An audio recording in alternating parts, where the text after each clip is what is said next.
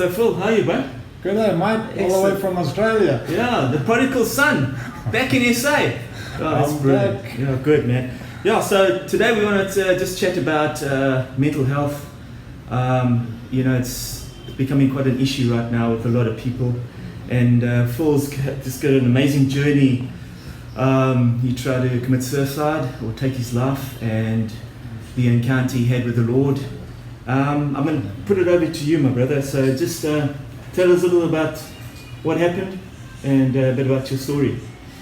Yeah, well, let me just put it to perspective first. This is probably to follow on with what you and Sheldon were talking about last time. It's, for me, I've on paper, I've lived the right life. I've always gone to church, and I've done everything by the book, so to say. And for me, right from a kid, I've always had this thing where I had to meet this mark, and I had a standard for my life that I had to be at in order for God to bless me. And I never made that mark. It was always I fell short, and it was it just couldn't be accepted by myself and by people. So then basically from that, it was everything that I did that went wrong in my life was punishment. So I lived this life where I've been punished for everything I did wrong. So it went later on in life. I was really successful at a property development company and had 2 marriages that sort of were in a church, and everything, like I said, was done right on paper. But they failed, and I just started punishing myself for it. And the first marriage was a short one. The second marriage in South Africa as well, and we actually, company got really big and then failed.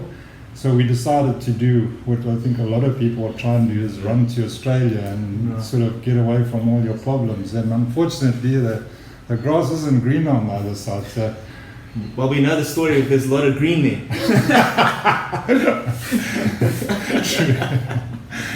Yeah. So going to Australia, I had this plan where we were going to have a second chance at life and have a second chance at my business, and happened all over again.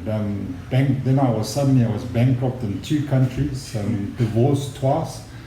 Living in a country where you don't know anyone is hard. It's I've never, over the 10 years I was there, I've never felt the most loneliest I've ever felt. If I wasn't lonely growing as a kid, this was 100 times worse. So it got to a point where I tried everything. Another company failed, and I just thought, this is just not working for me. And then because of this condemnation that I was living in all the time, I thought, why not do it? So I went off the rails, man. I'm like embarrassed about some of the things I did, because I just thought, free for all. Yeah. I've done the sin, I've done the time, want to do the sin. And so that's one question I want to ask you. What gets you to a point of doing something that drastic, where you want to actually end it all? What point? I mean, what brought you to that? I mean, there must be some things that were in your mind that things maybe triggered this happening. That maybe you can speak to people about and say the warning signs are there. Absolutely. Maybe talk to somebody. Obviously, as being men, we sometimes sometimes we have a macho way about us. Absolutely. And we think we've got it all together, but actually we don't have it all together. Absolutely. So what's your take on that? What points, warning signs should you allow people to You hit the nail on the head there. Us men never talk about things, and I think that for going through all my life, I can just see how I hid it so well. There's like this condemnation and this guilt and this pain that I was living my whole life. I never could talk about it. And once you're in it, you sort of hear other people's perspective. It's not only me. I've spoken to a lot of men, and they just say, if I tell someone, I'm going to lose my family, I'm going to lose my... We've always got this thing where we've got to be the strong one in the family. We've been told that you're the provider in the family, you need to be the strong one. Well, at that point, it's really difficult to say, listen, I need help, because otherwise everyone underneath us feels vulnerable. I'm not running my own business. When things started getting me down, they all thought, oh, we better find another job and things like that. So it's almost like this false sense of security where we've got to say, well, this is who we are. And for me, I just, living for 10 years and not having anyone to talk to, now I'm completely alone. It's that my comfort zone was like, at least I can kill myself, at least I can get out of this. And that comfort zone is where the problem is. That's when you know. For 10 years I was considering how I was going to kill myself. Sure. And it was well planned and well thought out. Let's just talk about what actually happened, what you did. Just unravel it, brother. This is your time.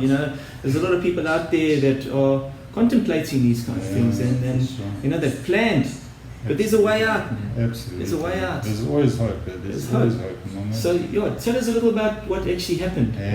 What you did, and then we'll unravel as it goes, and then obviously get to the point where you actually encounter God, and just talk us through what actually happened, and the day leading up to it, and actually the day that you did, and then on. So like I said, just contemplating it. The first thing they say about suicide is, jump off a building. I'm scared of heights, so that wasn't an option. But the only thing, obviously, studying it a lot is actually when I was working on site, they used to use Drano. I don't know if that's stuff that they used to pour down drains. Right, to clean the drain. Yeah, it's designed to sort of eat human flesh type thing, because that's what's normally what's stuck meat and things like to unblock drains and just to destroy everything. So this was pouring down your throat is like a really good idea. So I got a full bottle of it, and I'd mix it with a bit of water, and I drank the whole thing. And I was on my way out, and I cut my arms up completely as well to make sure that I was going to go properly. And in my lounge, just sitting there, your body goes to a certain pain threshold, and then you actually just flake out. Yeah. So I was there, I was going in and out of consciousness. And then, so I kind of, bits and drips are coming back to me, what I can remember, and then what people are telling me. I'm just 2 years down the line. It happened in 2020, October 2020. It was on my daughter's 16th birthday as well, which was another whole story. But lying on the floor there, just thinking, well, here it goes. I wasn't even thinking. I wasn't thinking about God. I wasn't thinking about anyone else. All I wanted to do was get this thing in me that was killing me, was gripping me, it was taking over my life, and it was pulling me down like I've never ever felt before. And so lying on my couch, someone called the ambulance. So my really old lady walked in and saw me and blood everywhere on the floor and everything, and she called the ambulance. In Australia, their response time was immaculate. That's probably what saved me. They rushed me to the hospital, and the first doctor I saw was the one that's 2 years down the line. I'm still seeing him. Oh, wow. And my first reaction was to him was, I'm dying, please leave me alone. I said, put me on that couch here, can you just give me something for the pain? And because I was ready to go. Yeah. So it was his decision to keep me alive. And basically they tore me open in 2 places. They collapsed my lungs. They pulled my heart out of the way, because literally my insides were just being eaten by this strainer. And literally saved my life. I went. They put me in a induced coma first. It ended up, the first night I was there, I only found out a few days, or recently, that they actually told my daughters I had a 50-50 chance of making it. And then I spoke to the doctor afterwards, and I said to him, was it 50-50, was it that bad? He said it was actually a lot worse. We honestly didn't think you were going to make it through the night. Sure. So after 4 weeks, it ended up being 4 weeks on life support and all the rest of it. And I don't even know if they were thinking about turning it off at some stage, because it was a long time. They don't normally take that long. Yeah. So yeah, and waking up on the outside, on the other side of it, they obviously couldn't save my stomach. I was living on machines, so I couldn't eat anything. And I lived like that for 6 months. Lived on machines. Just Right. it was phase 1. So talk about going through the mill. It's a But miracle. I wanted to ask you now. Obviously, you went into a coma at some point. Yeah. Did you experience God? Did you experience hell, heaven? What did you experience? I mean, a lot of people say when they go through those kind of situations, they have an encounter. Yeah. What did you encounter? Yeah. I had it's basically when you're on the medication, and that is so extreme. I always thought it was sort of the medication and that I was on. Like, you think you're hallucinating and that type of thing. I thought I was on morphine, and the doctor said to me, morphine is actually like sweets compared to the stuff you're on. So I was on heavy stuff.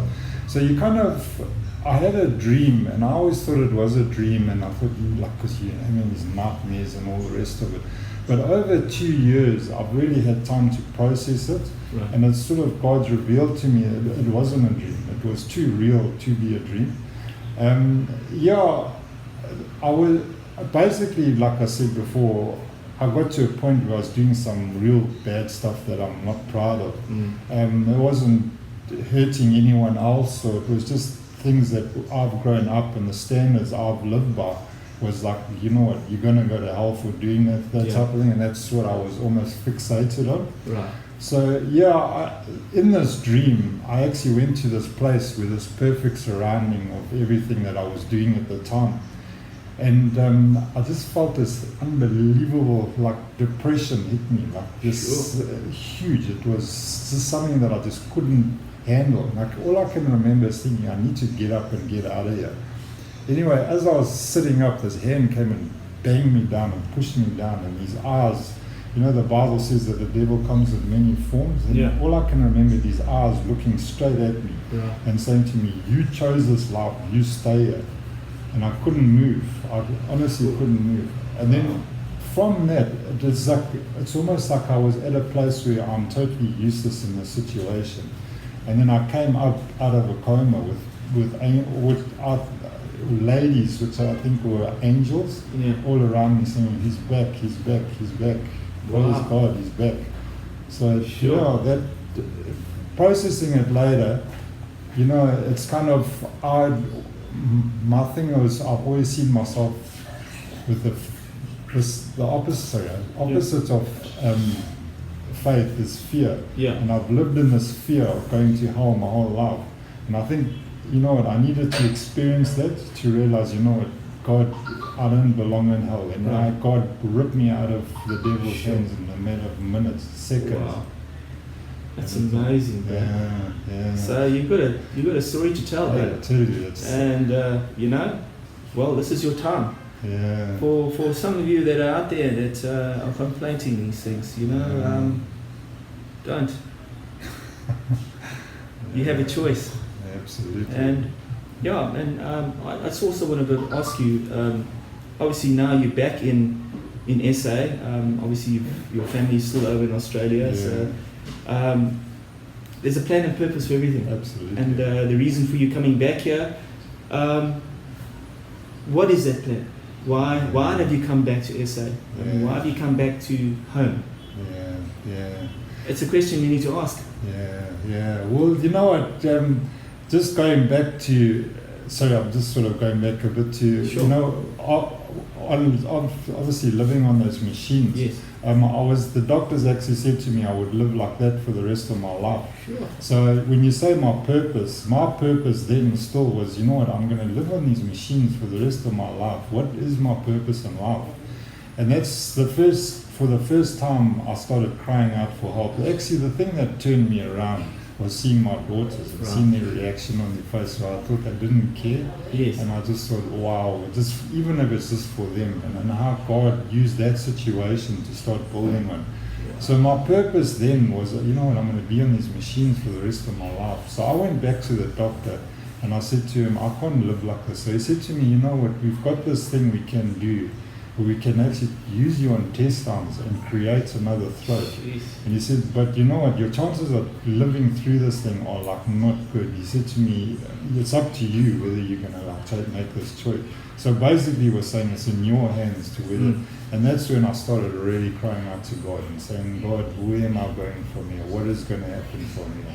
And then I decided to go through it. And they've actually, the doctors have made a case study of it, because this is, even the doctors are saying this is a miracle. Every time I've been going for ongoing surgery where they're opening up my throat still, and I'm not having it anymore. I'm in South Africa now, and I'm totally free. It's amazing. But yeah, even the doctors are saying I'm a miracle, I'm a miracle. So yeah, to say what am I doing here, what are my plans, I have absolutely no idea.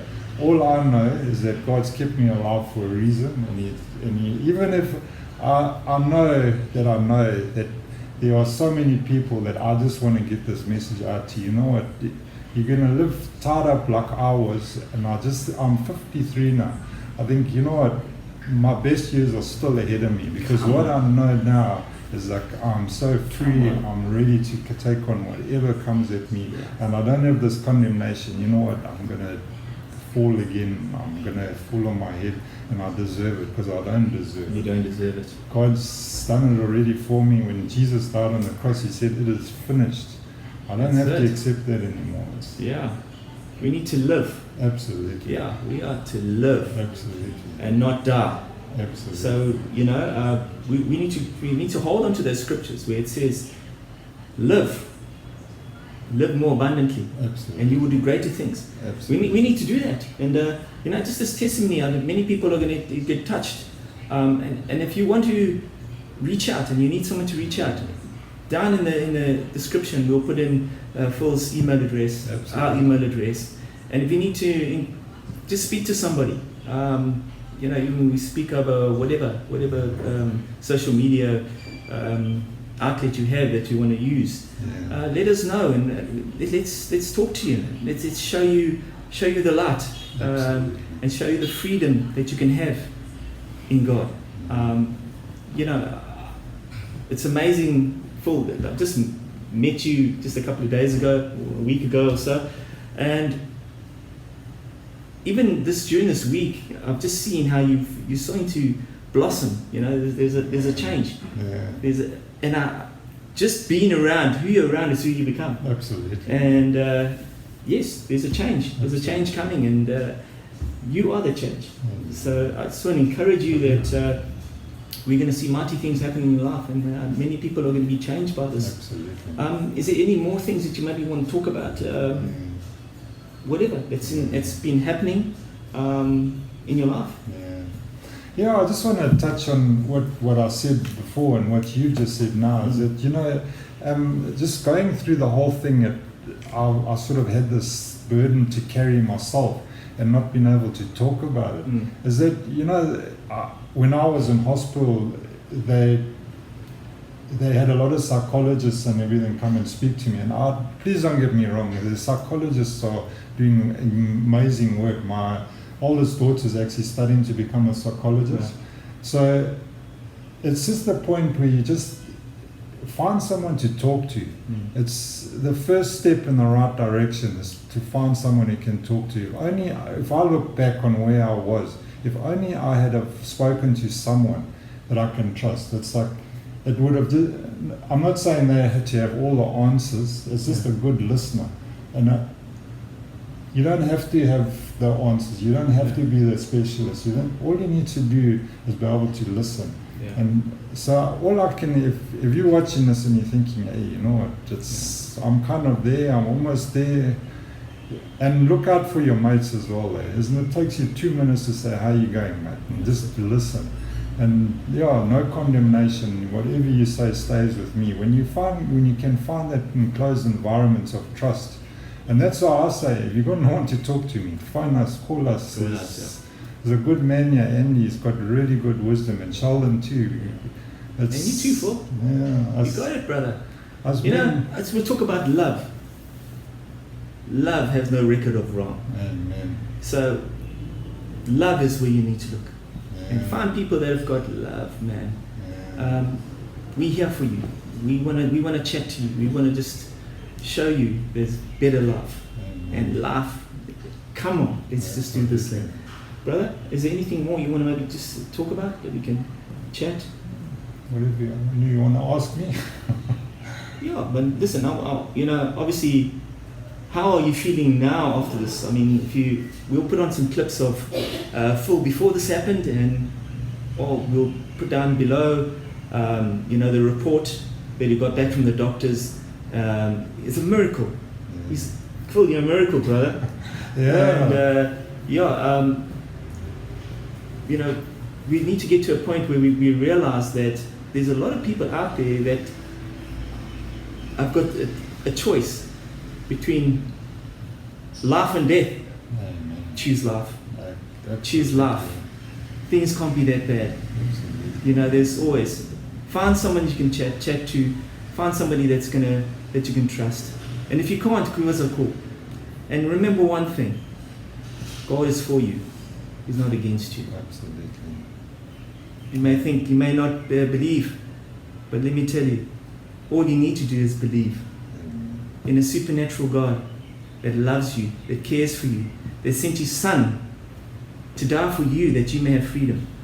And we just want to give you that hope today. That there is hope, and His name is Jesus. And I haven't really got much anymore. I don't know if you want to wrap this up. Yeah. You Just what you're saying on life and death, it's when you speak death over ourselves, what you and Sheldon were saying the last time is that whatever you put across in life is, unfortunately, is what happens. And when you ask me how's my life now compared to then, I just naturally am speaking life into myself. It's Come on.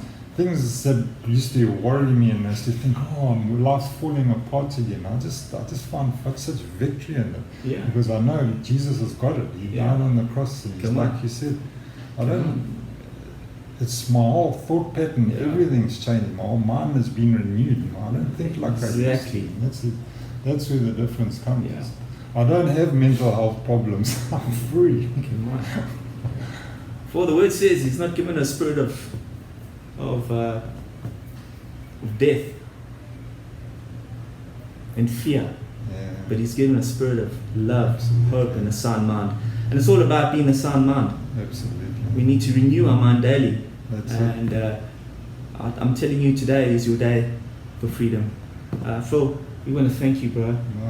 This testimony needs to testimony needs to be out there for a lot of people out there that are really, really suffering. And if you're suffering, give us a call or send us an email. I know this is going to go worldwide. Thank you, Phil. Thanks for your time, bro. We love you, bro. Thanks for having me. We love you, my brother. And we're going to do great things. Absolutely. Thank you. Cheers. Bye. If you need to subscribe, you know what to do. Subscribe, like. If you want to share this, share it. We love you. We thank you. And cheers.